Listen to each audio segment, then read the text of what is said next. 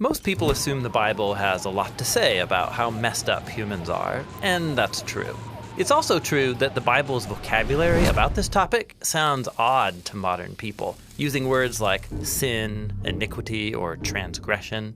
And so the Bible's perspective on the human condition is often ignored or treated as ancient and backwards.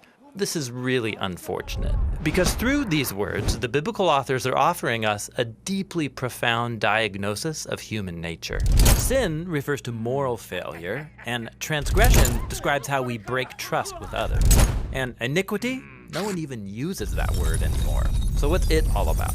In Bible translations, iniquity is one way the Hebrew word avon gets translated. It's also rendered by words like wickedness, guilt, or sin. So what does avon actually mean? The word avon is related to a Hebrew verb avah, which means to be bent or crooked. The poet of Psalm 36 says his back is avad, that is, bent over in pain. Or in Lamentations chapter 3, a road that isn't straight is one that avaz, that is, it's twisty and crooked. Now, this image of being crooked offered biblical poets a powerful metaphor to talk about people's behavior. Like Jeremiah, who said that Israel had avad their way by violating their covenant with God and giving allegiance to idols. Or in the book of Job, a person who morally fails is someone who avaz what is right. In both cases, something that's supposed to be level or even, your choices or your conscience, has been bent out of shape, distorted. In the Bible, avon refers to all kinds of crooked behavior. 10 Commandments kind of stuff. Lying, murder, adultery. In Isaiah chapter 59, avon describes the corruption among Israel's leaders who were ignoring the injustice done to the poor. The prophet cleverly adapts the metaphor, saying,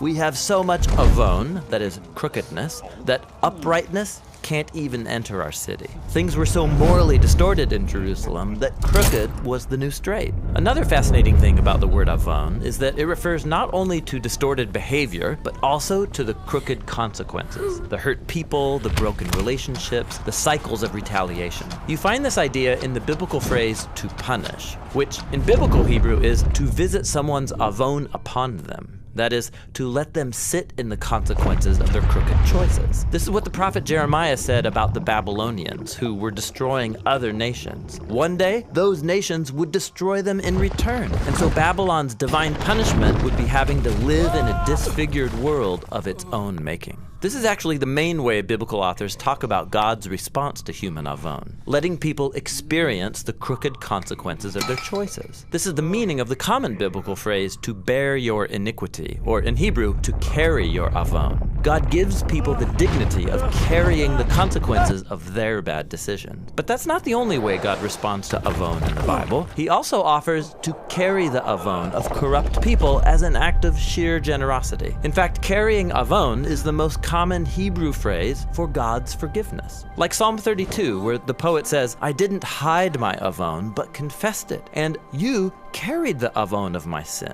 This is actually shocking if you stop and think about it. God forgives people by taking responsibility for their avon. This idea reaches its high point in the book of Isaiah, where God appoints a figure called the servant. He will embody God's forgiving love by carrying the avon of many and allowing it to crush him. This servant will absorb humanity's crookedness, letting it overwhelm and destroy him. But that's not the end of the story. The servant will emerge out the other side of death, alive and well, so he can offer his life to others. When you get to the New Testament, the apostles carry these ideas forward using the Greek word onomia, which has a similar meaning.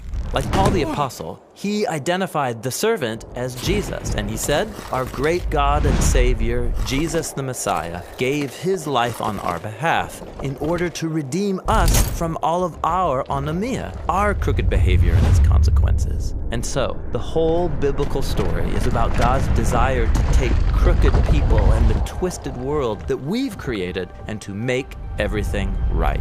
Through Jesus, God invites us to become whole humans once again, people who can walk upright with God and with each other. And that's the story behind the biblical words for iniquity.